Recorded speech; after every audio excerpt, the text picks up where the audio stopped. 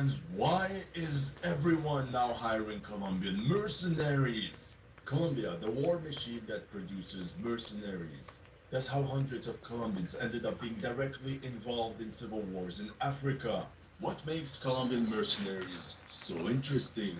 This is exactly what we will try to answer in this video. This man is a mercenary.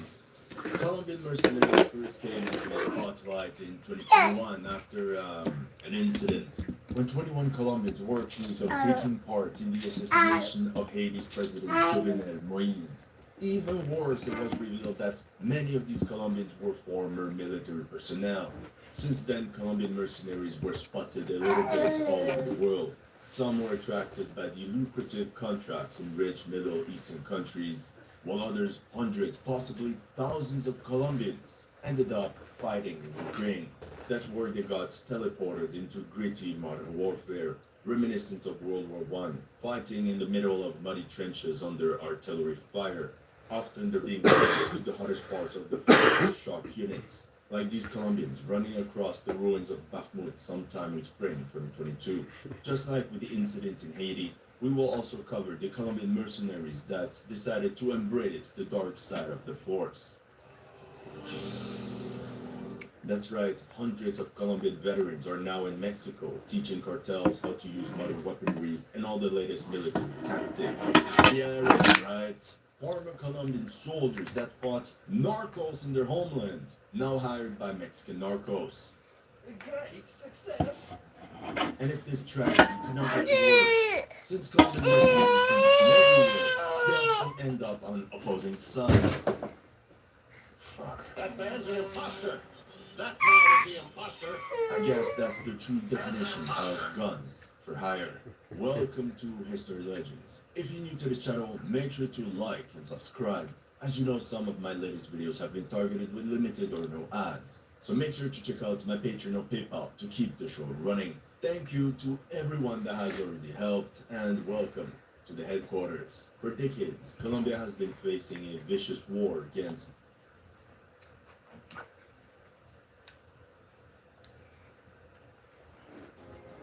Want to earn cryptocurrency? Try Coinbase. Coinbase simplifies buying, selling. Here's Chuck Schumer on Meet the Press. Let's see how many seconds of Majority Report I can take before we switch to someone else like Kyle Kalinske. Over the weekend a few days ago, speaking about the Democrats and why they lost. And yeah, unfortunately for this argument, it's hard. like, It's hard already. I agree that the Democrats should have communicated some of the things that they did, and that may have helped things. Just to underline that, Obama was a month before the election boasting about the Democrats not putting their names on checks. So I think it is very minor. I think it's cope to focus on it. But yeah, messaging not great comes from Democrats. Right, because we've talked about some of the really good domestic things the Biden administration has done, whether it be antitrust. I mean, the what he just did for public employees and their Social Security, whether it be the allowing Medicare to negotiate on these drug prices and drastically reducing their costs. That's going to take effect in 2026. You know what would have been nice is if we had a president who had the capacity to speak and think and articulate some of those things. Anyway, with that said, this is what Chuck Schumer's diagnosis of the election was. 10 of the most popular prescription drugs will be greatly lowered because we finally allowed, under our leadership, the drug companies, we forced them to negotiate with Medicare.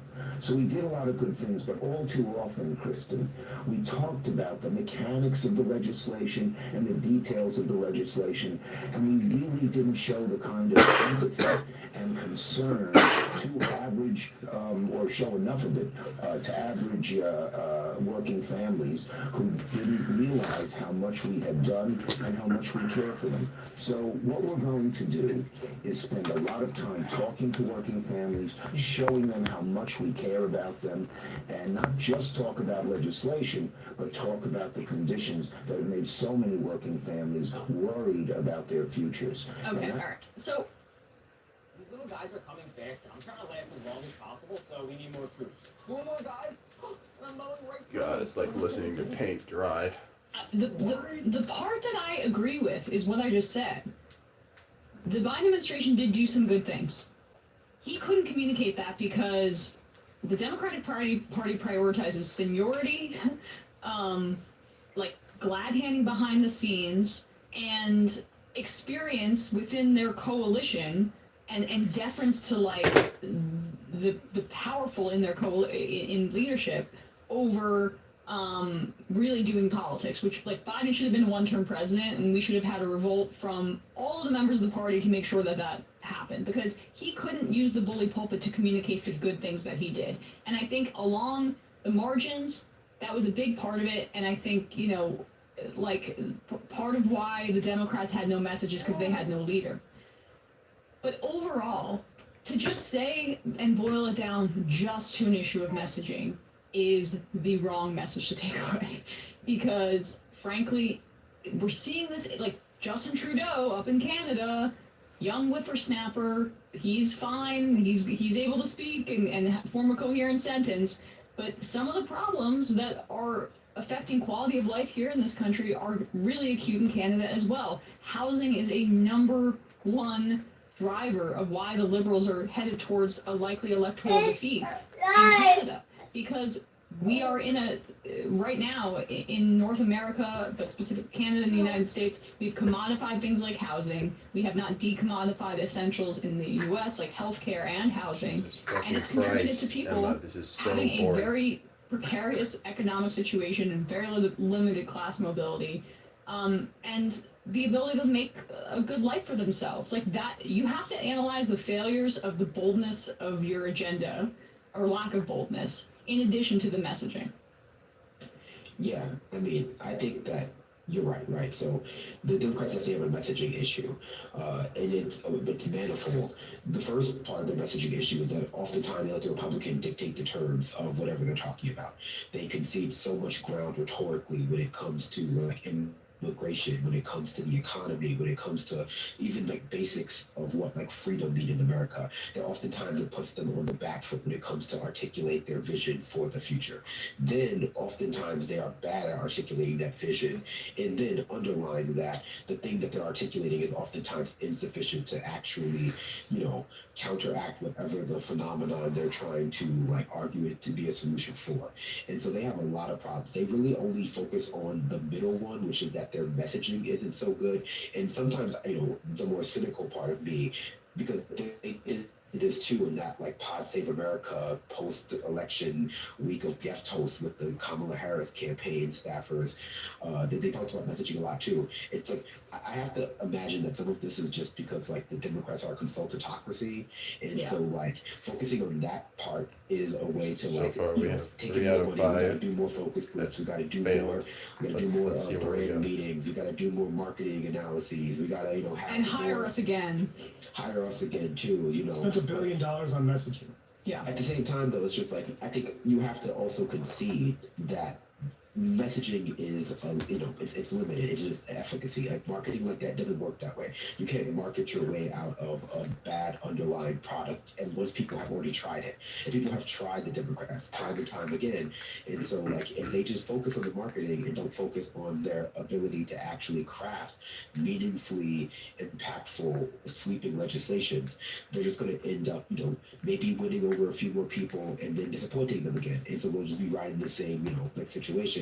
And that's if they can win them over in the first place, because you can't market people out of their, you know, understanding the fact that they can't feed their kids. You can't market people out of the understanding that they can't, you know, afford to buy a home after working every day of their lives for the past 20 years. Like there's no amount of marketing magic that can Be quiet, convince please. people I'd of like to something see if different those than other what they 2 people experience could every not day of their fail, lives. maybe. But it's very appealing to believe that if you work in marketing, Fucking or failure. if you work in messaging, or if you are a Democrat who doesn't want to change, then you can believe that you can convince people of anything. And it's ridiculous, though. We can get the right influencer in here and make people forget Yeah. what price rent is if they need a new apartment. I can't believe people are still Mostly saying children. It's always people in goddamn ties pointing to a graph that says like, oh, look at the lowest quartile of income, wages went up a teeny tiny bit.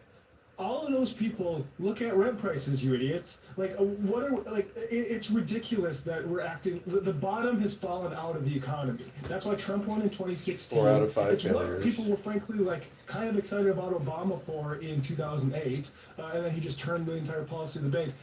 The American dream is dead. It's dying. Matt, It's dumbass frankly Matt. cold at this point, and we're still running campaigns about Mark Cuban and opportunity. Opportunity isn't there for anybody. Like even people that get degrees, it's over. The party's over. Right. People that get degrees are drowning in student debt, and the point is like Back to Emma. Chuck Oh, Schumer. Jesus Christ. The idea that it's self-serving for him to say Guys this don't want because in Bender to speak. 2016 he said, and I quote, "For every blue-collar Democrat we lose in Western Pennsylvania, we will pick up 2 moderate Republicans in the suburbs of Philadelphia." Now, That famously happened. Here this is. Let's just play this right here. Okay, This here's is him in the summer before Trump won, saying the that first time. that actually all the economic Okay. turmoil, this is accelerationist Democrats again, all that turmoil in the Rust Belt is actually going to give us the Senate. Spoiler, that's not what happened. So I wouldn't say a race, but I would say the angst in the Midwest about trade, about jobs, about incomes is going to, you could end up with a situation where Pennsylvania, Ohio, Indiana, Illinois, Wisconsin, and Missouri all have 2 Democratic senators. Oh boy. But does Trump, the way Trump is campaigning, does he play into that sentiment, that fear here not in Philadelphia or its suburbs, but out in Johnstown? Here are 2 points on that. First, the number of blue-collar, high school educated voters we will lose Bjorn. is smaller than people think. Because the people who go for Trump's appeal, particularly immigration and, the them versus us, they're already Republicans. Here's an interesting fact. Oh my High God. school educated males, We have that. Democrats are pro-immigration reform, Republicans are anti-immigration reform. Both high school educated in the same places. So in other words, the kind of appeal that Trump has brought out above the table, Republicans have always been using below the table, and it's already won a large percentage of those people over. On the other hand, Trump is so new that this is the second point, for every blue-collar Democrat we will lose in Western PA, we will pick up 2, 3 moderate Republicans in the suburbs of Philadelphia. And you can repeat Oh wait, I want to hear that last part. 3 moderate Republicans in the suburbs of Philadelphia. And you can repeat that in Ohio and Illinois and Wisconsin. The voters who are most Okay, out got there it. figuring Got What he it. said, I think, is right about the native sentiments. The problem is, Chuck, let's try to, the thing you're expecting to deliver you all those Senate seats you didn't win, surprise, was the economic angst. And you nominated Hillary Clinton, who said, yeah, who gives a fuck that Wall Street is paying me tens of millions of dollars for speeches? Right, but the thing is like where the messaging does come in is that the Democrats, and I'm really not trying to over defend them here, but there were elements where they understood this, where they were more aggressive on antitrust, where they embraced labor a bit more, incremental improvements. Again, it was not enough. I think maybe some of this could have been bridged if Biden could have actually said what he did, but the material conditions on the ground are the reality of this. And when you have Democrats basically saying, no, the economy is good, you're just not looking at the right chart. It is, people feel talked down to, and it's also, people are going to either sit on their couch or seek an alternative. And it is a big, big failure of his whole philosophy that for the first time since the 60s, the Democrats lost the poorest block of voters. So under 50K a year, this is what exit polls indicate. It's the first time that a majority of that group voted Republican since the 60s. And I'm sorry, that is a massive failure of the exact it's wrong both in terms of like what this party should be is the party of the working class. It should be that, but it's been taken over by the consultant class. It's been taken over by these kinds of people that think you can market your way out of this professional thing. And like, you know, they cannot get by on delivering around the margins and then also appealing to a $100,000 plus per year income earner in the suburbs. Because there's going to need to be a trade-off. We're seeing this with the congestion pricing fight. We just had this conversation with Hayden Clarkin, right? Where if you can't appeal to the rich suburbanites who don't want to pay a tax to come into the city, and then also improve the MTA with those taxes by implementing congestion pricing. You have to pick a side. You have to pick a side, and you have to stand on the side of working people, or it's your ass, like we just saw in this election. Well, yeah, I think that's the problem with trying to be the party of the bosses and the worker. That's the problem trying to be the party of the landlords and the tenants, and trying to craft, if not a coherent ideology, but craft a coherent marketing message that makes people forget that those two groups have incompatible interests that can't be serviced at the same time. And this is the model of our economy, certainly. Huh? And I mean, they didn't pick up, I guess, 2 or 3, but we saw with the outcome of the election. I mean, they did well with the people they wanted to do well with. It's just that's not enough to win the country. And I think, Chuck Schumer presents all of that as though it's some sort of novel insight that the Democratic Party just started wheeling out for the 2016 election. They've been doing it since the 90s.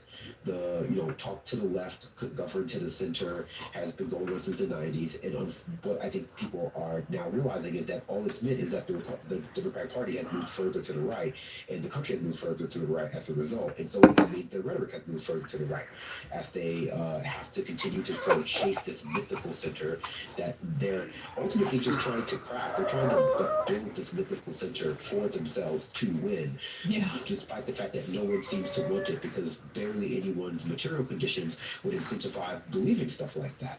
Everyone else has, incompatible interests, and they allow the Republican Party, and I think this is where the messaging conversation comes in, they allow the Republican Party to mediate the economy through the influx of migrants through the southern border, and so they're able to convince a large segment of the working class, a large segment, not just of the working class, of people who perceive themselves to be downwardly mobile, to voting for their cause, because they're the only ones who are acknowledging that the economy is anything other than really great for anyone who's doing well. Yeah, and this is like, Abe Lincoln or the Bible, house divided cannot stand. This show's called The Majority Report, and, Trump lost the popular vote last time. He won it this time, in part because the majority is split class-wise. And you look at what happened with the Build Back Better, what made it through was the investment class de-risking side of things, which is good. I like to have more investment into infrastructure. But the first guest today was about public investment. That's what is needed at a national level. And once you see like, oh, these investments didn't get through into communities to build jobs fast enough. Yeah, exactly, because you're waiting on private companies to find the most hospitable time to start that deployment of investment. You need the government, and you saw this with Obama's sort of shovel-ready jobs and stuff like that too. We're waiting around for these private initiatives to figure out when they can get their stuff going. The government needs to put people to work. There are plenty of things to do. And we just instead decide, how can we work with the investment community, and how can we work with markets to do this? Markets that got us into this mess. Yeah, I mean, and Democrats act like they're so innocent in this, but the reason we don't have public housing, more expensive public housing, is Democrats. It was Bill Clinton who signed into law that we had to cap public housing units at 1996. That wasn't a Republican who did that, and that has had a material impact on people's lives that they don't even realize, as they go trying to buy a house, but they do realize that things are getting worse. Yeah. Mind Pillow guy says Chuck essentially is doing the political equivalent of what the gaslighting incel does who says girls just don't like nice guys. Yeah. I'm glad you brought this back. Literally not contributing. Why is he still the leader of the party? I know. What is up with this? Like, in 2016, he said that he should have resigned then. Yeah. What is going on? But it's the same infrastructure that kept Biden in office, that didn't force him out, that put Dianne Feinstein to lead, as she was near death, to lead the hearings for Amy Coney Barrett and just ushered her through without a fight. Who said, like, RBG, yes, why don't you stay in office, because it would be so girl boss if you got the first female president to appoint your replacement. I mean, It would this fail, is too. the party is a collection of self-interested geriatric freaks that are more interested in, like, I mean, when I saw Biden, we didn't even cover this, give the freaking Congressional Medal of Freedom to Hillary Clinton. They're like kissing on the cheek and like loving each other up. It's like, that's what's important right now, is giving badges out to all your friends that you've served with. And I'm skeptical about like the idea that the party could collapse. But when I see things like that, that is what makes me think about, like, there I'm is. just horrified by a Yeah. fight I had with where I was said, hey, the GOP, when Obama won in 2008, I remember in the dorm saying, the GOP is actually the Whig party. And the more I think about writing that, I'm like, shit, is it the GOP? Right. Is ultimately going to be the Whigs here? Right. I just think there's like less. We're so entrenched at this point. But Well, that was a good certainly, point, like, Matt. without any kind of At leader, least it wasn't a total waste Chuck watching Schumer's us the fail. closest thing the party has to a leader right now, and that should be very scary. I think Bailey's our leader. I think that we're gonna see. I do think we're going to see like a struggle for Democratic Party leadership in the next 4 years, especially as like I think the generally understood belief of the Democratic Party is that the Republican Party is going to implode as a result of like Trump not being there anymore, not being able to run anymore in 2028, which will leave like a power vacuum just in their party, but also just generally in the U.S. And so I wouldn't be surprised if we see like Gavin Newsom try to step in, like people who have like real sociopathic aspirations to be in a position of power. But we don't have Democratic Party decides who's in leadership. It's like fundraising. That's why we're floating Rahm Emanuel for the DNC. That's why Chuck Schumer is in charge. It's like who can get more money into the party's coffers to funnel towards like someone's dumb cousin who's a senator's like consultancy. Yeah, a complete capitulation to like the Citizens United. Andrew, you fucking suck. Yeah. Say something. They basically never talk about it. I think about that all the time. Like I remember like 2008, 2012, 2016, like all you would hear is like if you asked a Democrat what they would do, if they could wave a magic wand, they would say, I'd get money out of politics, I'd repeal Citizens United. But like once that Silicon Valley money started sloshing into their coffers too, they immediately like forgot about it. Once Hillary Clinton raised $2 billion, like they were like, no. Yeah, where did that money go? I'm just curious. Where's that Silicon Valley money going now, huh? Well, I mean, now it goes We were too mean to them. Where's that Silicon Valley going? By not properly demonizing China enough, because they're now like a hub of tech innovation and not just a hub of like tech like sweatshops. Hey folks, don't forget to hit the subscribe button and check out our daily show. We do it every day at 12 p.m. Eastern.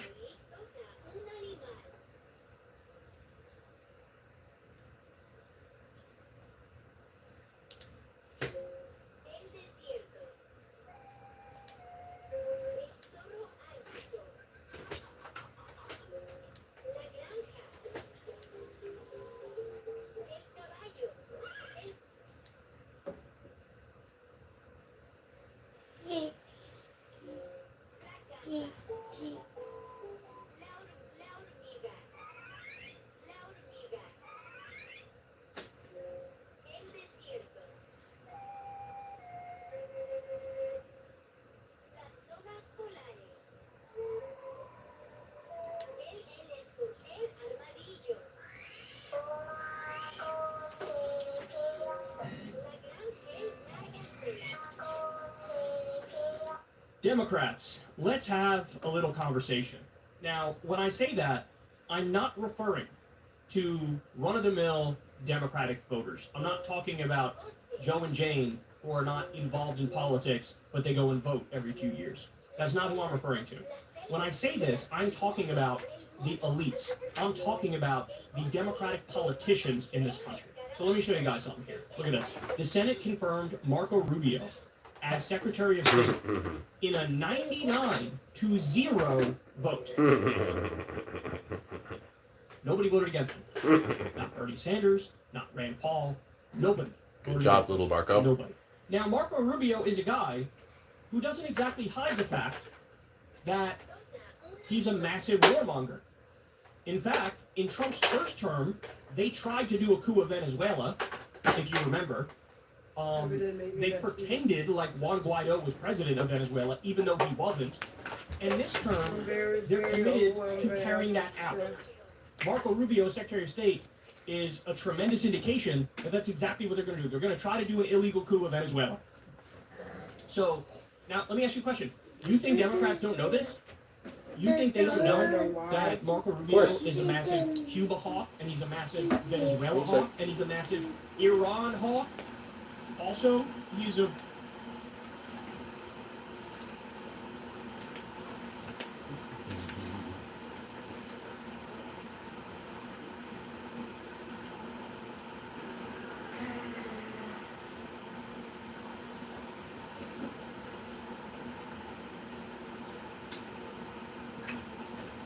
Says, I love it when you wear them, Mom. No, huh? You don't need your permission to do that. That's right.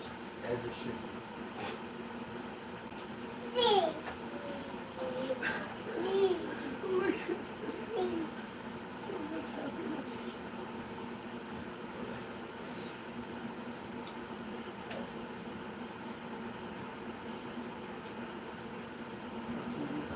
Loving feelings.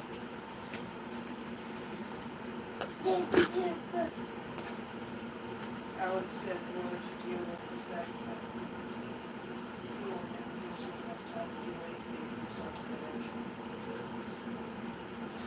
I need to break down all of my tasks into bite-sized pieces. So instead of write a Facebook post, it's write outline Facebook posts, write bit by bit, and just break things down. Yeah, turtle stuff. Yeah. Ant stuff. So that will require meticulous planning and tracking, Going systematically at long range all the time. which is why I'm taking the time to get set up in motion. Yes, Notion. which is well worth it. Although you will have to pay to get there.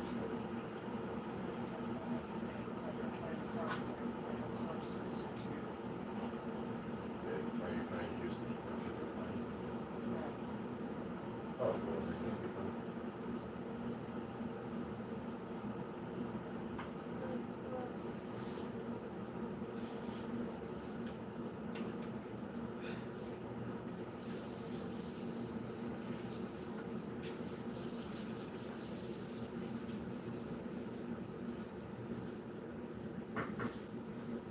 Anyway, so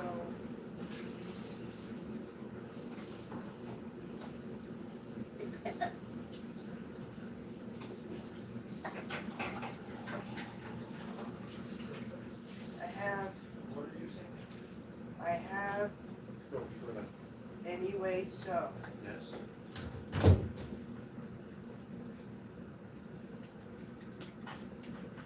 You have. I have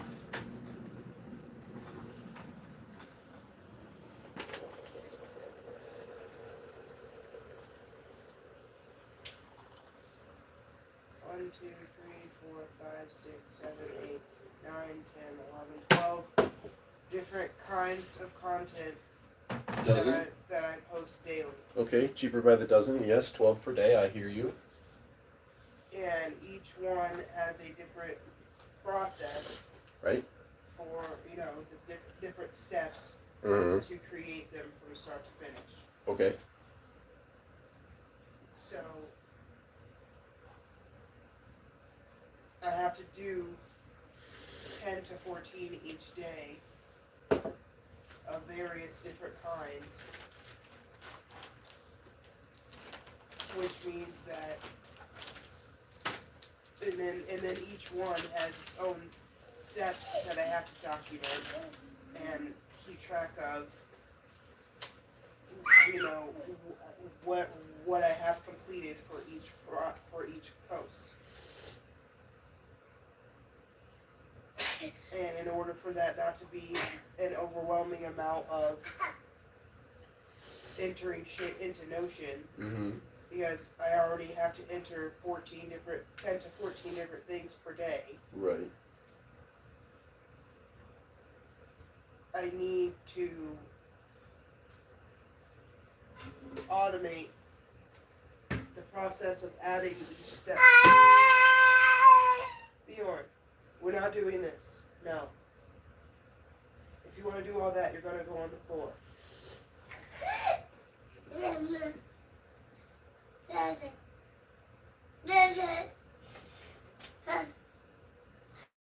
In order to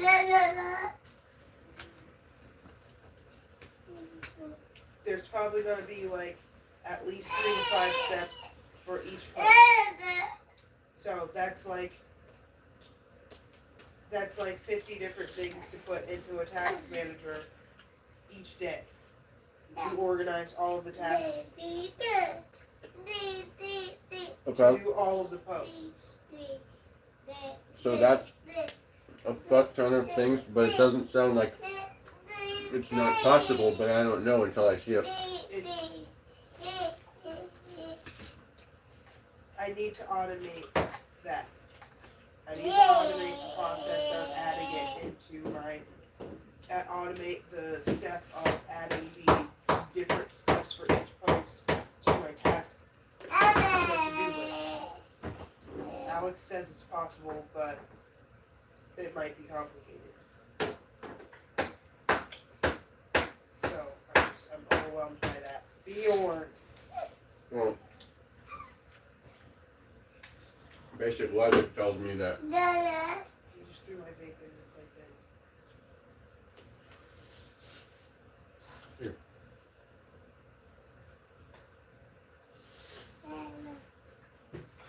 You do know how to do it without automating it, and trying to automate it is overwhelming you. So doing it without automating it would be a good first step.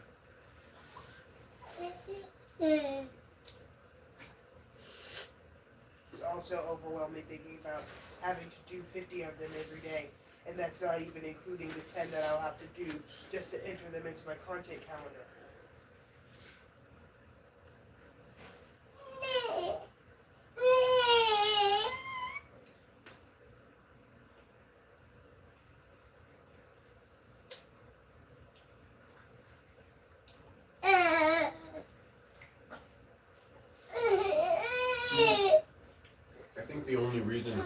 I think the only real reason it's intimidating and overwhelming is because it's 50 different things that you haven't trained yourself to do yet. But we do way more than 50 different. I know how to do all of them. I've done them all. I'm not saying you don't know how or can't do any single one of them, but all of them together is something that you haven't yet done or gotten into the habit of doing, and therefore it's intimidating and overwhelming. But 50 or even 100 or 200 plus different things to do in a day are a totally normal experience for a human that you and I have already experienced hundreds and hundreds of times. I don't know if that's normal. I don't know if I do 50 different things in one day, Christopher. You're just pulling that out of your fucking ass.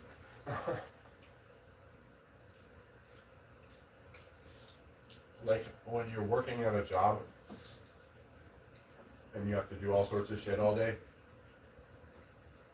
I think it's just I still don't think it adds up to 50 or 200 or 300. Only if the work is very repetitious. Which most jobs I've ever worked at is. But I still think of do that as a bunch of different things.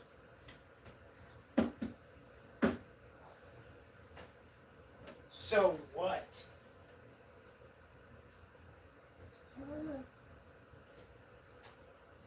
It seems harder than it is. That's my point.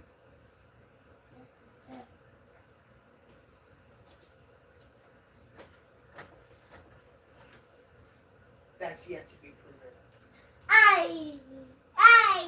Sure, that's my take. It might seem harder than it is to you.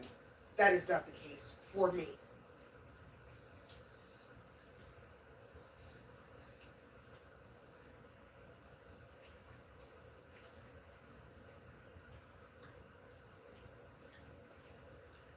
Easy to say, as a father to a fucking 1-year-old and not the mother.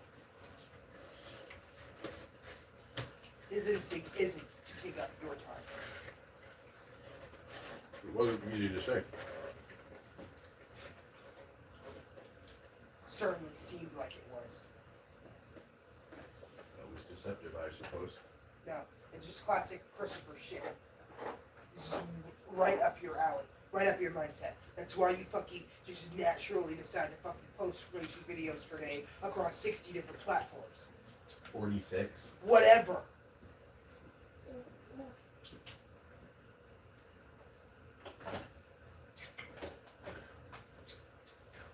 Nothing seems harder than it is to you. You mean everything? Whatever. You know what the fuck I mean. Yeah, I know what the fuck you mean. You mean that you're depressed and you're overwhelmed. It's my opinion that both of those things will go away when you do Jubilee.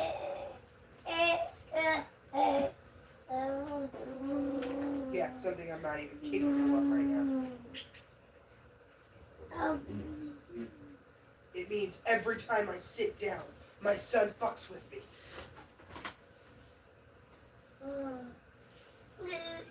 First of all, I'm able to take care of him and stream at the And same time. don't. What? And don't. And do. No, you don't. Yes, I do. No, you don't. Oh, yes, I do. Second of all, obviously, I would help right now, since I'm right here.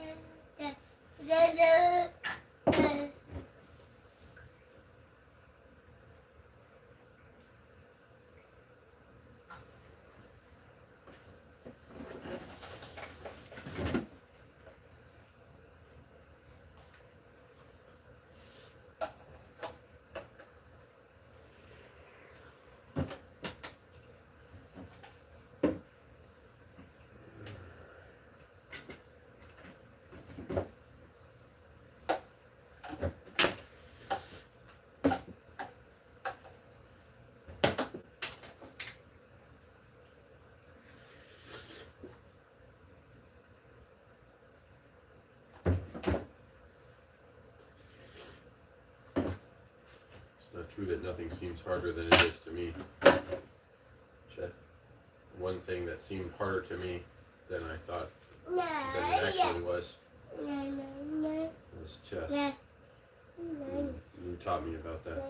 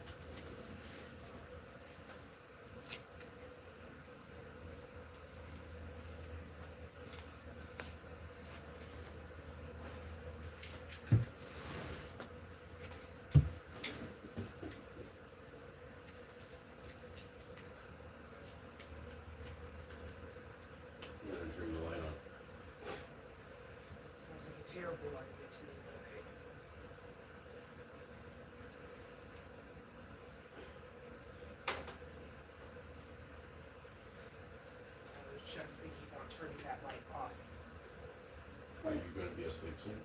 No, Bjorn needs to be. Well, sure, but he needs to indicate that he's actually close to doing that for me to actually want the light to be off. He's not like droopy-eyed or anything like that.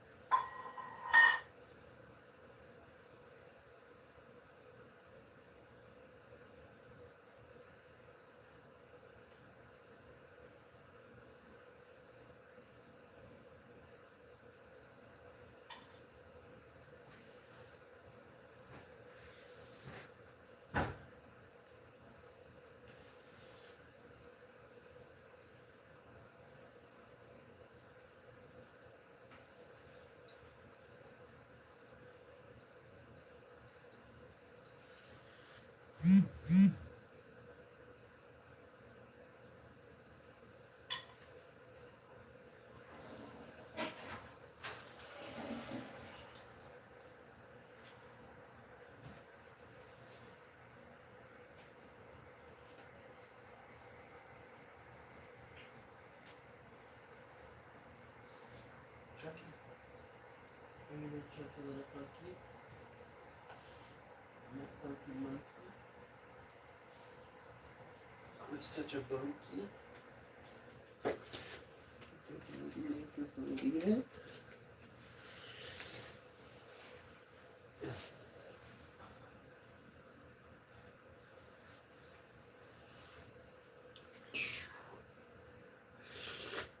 Chirpity rappity and the grateful uppity.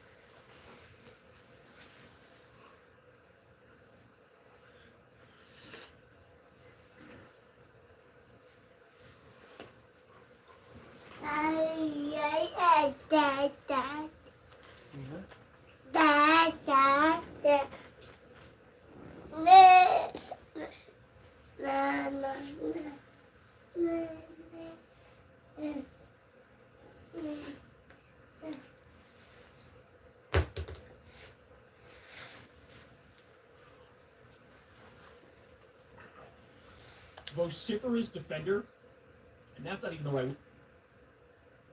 Democrats, let's have a little conversation. Now, when I say that, I'm not referring to run-of-the-mill Democratic voters. I'm not talking about Joe and Jane who are not involved in politics, but they go and vote every few years. That's not who I'm referring to. When I say this, I'm talking about the elites. I'm talking about the Democratic politicians in this country. So let me show you guys something here. Look at this. The Senate confirmed Marco Rubio as Secretary of State in a 99-0 vote. Nobody voted against him. Not Bernie Sanders, not Rand Paul. Nobody voted against him. Nobody. Now, Marco Rubio is a guy who doesn't exactly hide the fact that he's a massive warmonger. In fact, in Trump's first term, they tried to do a coup of Venezuela, if you remember. They pretended like Juan Guaido was president of Venezuela, even though he wasn't. And this term, they're committed to carrying that out. Marco Rubio, Secretary of State, is a tremendous indication that that's exactly what they're going to do. They're going to try to do an illegal coup of Venezuela. So, now, let me ask you a question. You think Democrats don't know this? You think they don't know that Marco Rubio is a massive Cuba hawk, and he's a massive Venezuela hawk, and he's a massive Iran hawk? Also, he is a vociferous defender, and that's not even the right word. He is a lover of Israeli genocide, of Palestinians in Gaza. You can't get somebody who is more pro-war than Marco Rubio. He is equal to the likes of a Dick Cheney, or a Lindsey Graham, or a Tom Cotton, or a Mike Pompeo. His whole political identity is built around, let's do more war. Now, I know this, and you know this, and everybody who knows anything about politics knows this, but I want to reiterate, the vote was 99-0 in the Senate to approve him as Secretary of State. When buying a home, there's three important numbers that I really care about. What's my monthly payment? What's my cash to close? How much is the home that I'm buying worth? Is it... Why? I'll tell you why. I actually know the answer why. Because what Trump does is he picks a bunch of people. Some of them are genuinely and sincerely beyond the pale. Not just in terms of ideology, but in terms of qualifications, right? Somebody like RFK Jr., who's a massive conspiracy theorist on a number of issues in regards to medicine and food. He is genuinely beyond the pale. But then you have, Pete Hegseth is a great example. He's a Fox News host who doesn't believe in the world theory, who has a litany of private scandals from, like, abuse to cheating on wives to being an alcoholic and drinking on the job. So what Trump does is he throws so much stuff against the wall that Democrats negotiate against themselves. And they go, well, maybe these ones who have some personal scandals, maybe these ones who their character is not good, will vote against them. But as long as you're not an alcoholic, you don't beat your wife, you don't have 58 personal scandals, then, okay, we'll support you because Marco Rubio is in the Senate. He's an honorable, distinguished senator. How can we vote against him? And this is what it's time to get across to Democrats. This is what it's time to say to Democrats. No, it isn't. We are not playing this game anymore. I don't care that he's a senator. I don't care that he's your colleague and he's an honorable and distinguished gentleman. He's still a fucking bloodthirsty warmonger who's going to have countless dead bodies on his hands when he gets his way. Little Marco, are you a bloodthirsty warmonger, It's Little not Marco? enough to say, hey, he didn't beat his wife. It's not enough to say, hey, he's not an alcoholic. He doesn't drink on the job. Fair The question. idea that you think that's Not really a enough fair question. proves you Earnest are question, negotiating maybe? against yourself. You are doing MAGA's work for them. So that's why they do it. That's why they do it. It's all about, oh, there are some who we think are genuinely beyond the pale. The Tulsi Gabbers, the RFKs, the Pete Hegseths. But everybody else, hey, they're establishment Republicans. There is no more such thing as an establishment Republican. The MAGA is the establishment, and the establishment is MAGA. Where Trump goes, they go. That's the end of the conversation. That's it. Anybody who had any people disagreement with Trump is going gonzo. Mitt Romney, Jeff Flake, those sorts of people, gone. They are one and the same. It is an option to just say anything.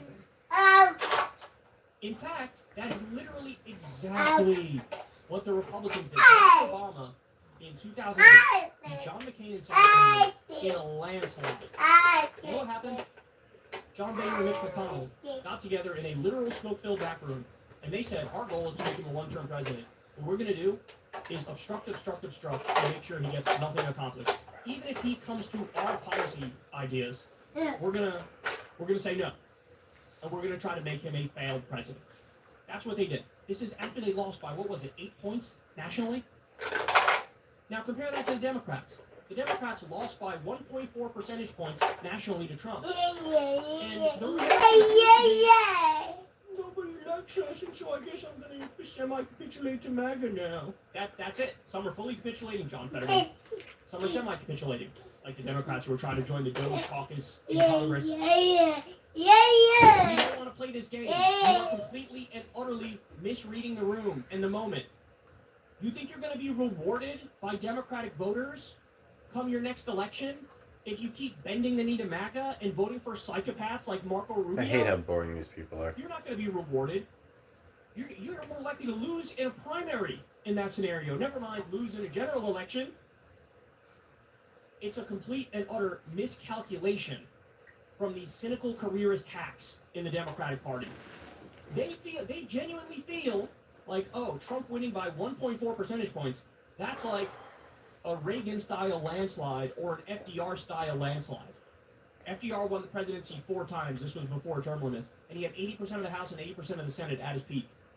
Reagan won, what, over 45 states out of 50 states? And at that moment, you ushered in these political eras where it was like, okay, everybody kind of agrees with FDR and the New Deal. Everybody's got to agree to one extent or another with the New Deal. There's no way around it. You'll get punished if you don't buy the voters. You have to do it. That was the FDR era. In the Reagan era, it was, okay, everybody's a neoliberal now. Everybody wants government so small you can drown it in the bathtub now. That's the era. That's what we got to do, right? That's why you got Bill Clinton, a Democrat who's more in that mold, in that philosophy. Trump wins by 1.4 percentage points, and everybody's acting like he's FDR, he's Reagan, and now we all got to be MAGA. Now we all got to run. Wrong. And look, hear me on this. The majority of the country hates what you're doing here. The majority. Yes, he won the popular vote by 1.4 percentage points, but the number of people who voted in the election is actually small relative to the size of the whole population. And so when you look at the entire population, more people are against this shit than for it. And they took the wrong lesson. Because they don't have spine. They don't have any wrong lesson, Kyle. They don't actually believe Oh, in spine, anything. Kyle. Right, that's the problem. Spine. If you don't believe in anything, you're going to go where the fucking winds take you. Yeah. You Spine, get Kyle. into politics believing Spine. in something and you stick to it. There's only a handful of politicians who you can say are actually like that. Okay, more. The Senate voted 65 to 35 to pass the Laken-Riley Act, which will enable Trump's ICE, Immigration and Customs Enforcement, to put migrants in detention without due process and empower states to before block Kyle's visa about to be programs loud and and federal wrong. immigration policy. 12 Democrats voted with Republicans. So it destroys due process, and any immigrant, not who's convicted of a crime, who's alleged to have committed a crime, they're toast. They're toast. They're donezo. Bye-bye due process. Alleged Also, by the it doesn't government. protect the Dreamers, a group which is phenomenally popular with the American public. The American public wants them to be protected. So screws over the Dreamers and destroys due process, and 12 Democrats voted for it. We have Catherine Cortez Masto, John Fetterman, Ruben Gallego, Maggie Hassan, Mark Kelly, Democrats Gary that Peters, aren't Jackie worthless. Rosen, Jean Shaheen, Alyssa Slotkin, Mark Warner, and God, they are just Raphael though. Warnock. What the fuck are you guys doing? This bill is going to go down like the Patriot Act, you absolute idiots. Anything that gets rid of habeas corpus or due process, by definition, is wrong. That's there for a reason. People have rights for a reason. Now anybody could say, oh, this person committed a crime. You know, turn it up and get the person fucking reported? Dreamers are now on the line too? What are we doing here? What are we doing here? They're betting Anita MAGA, either fully or semi-betting Anita MAGA. That's what the Democratic Party is becoming. But here's the thing, guys. It's, again, totally out of step with the public. You've seen it, and I've seen it, because we're in touch.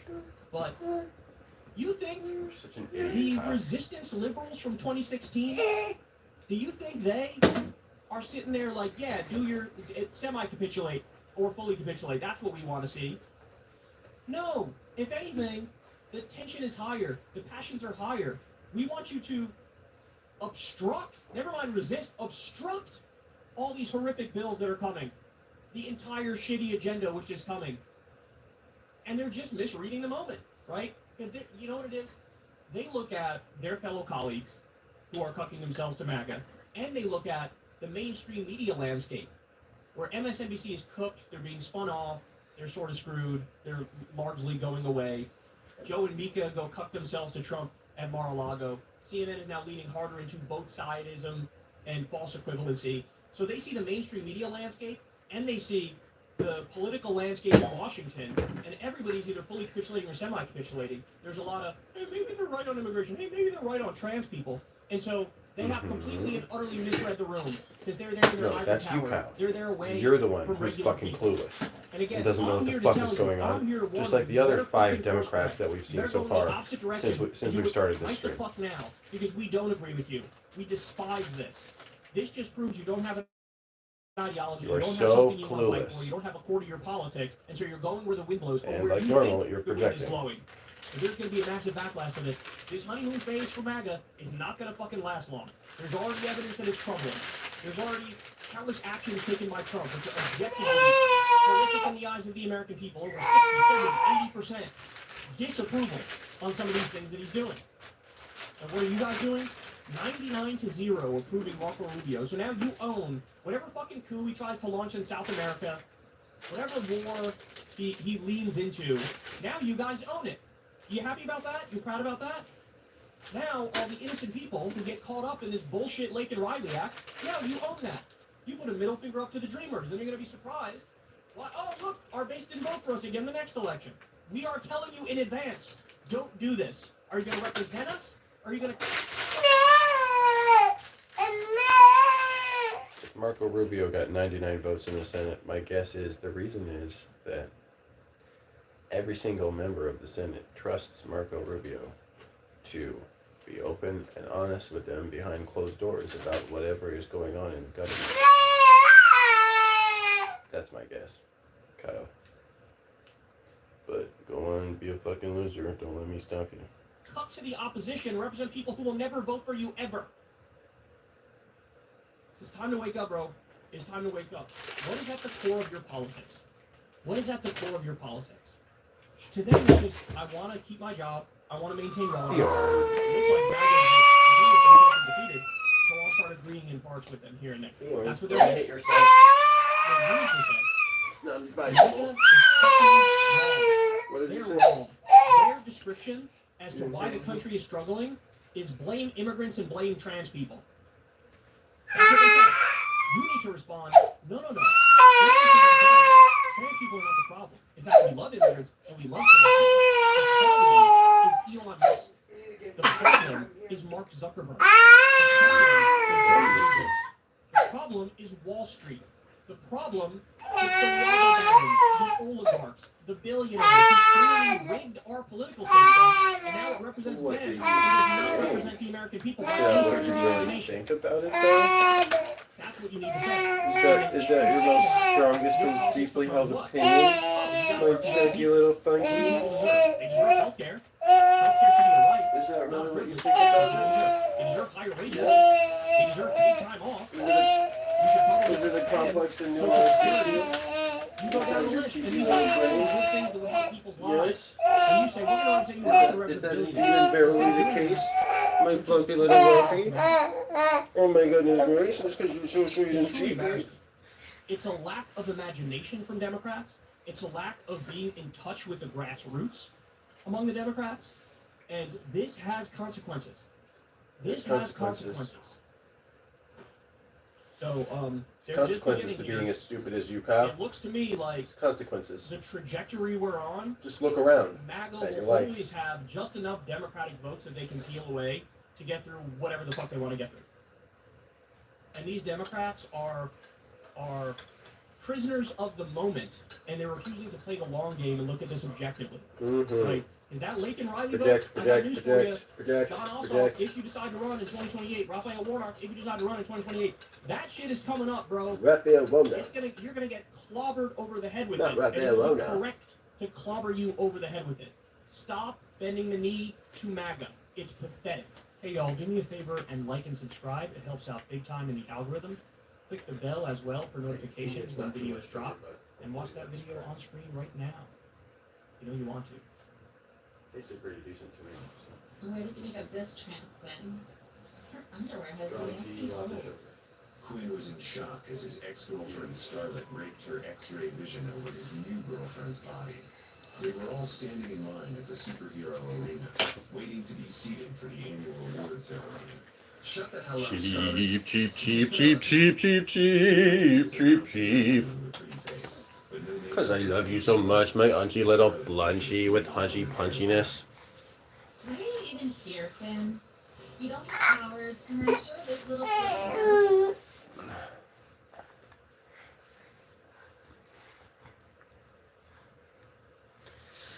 Crunchy dunchy.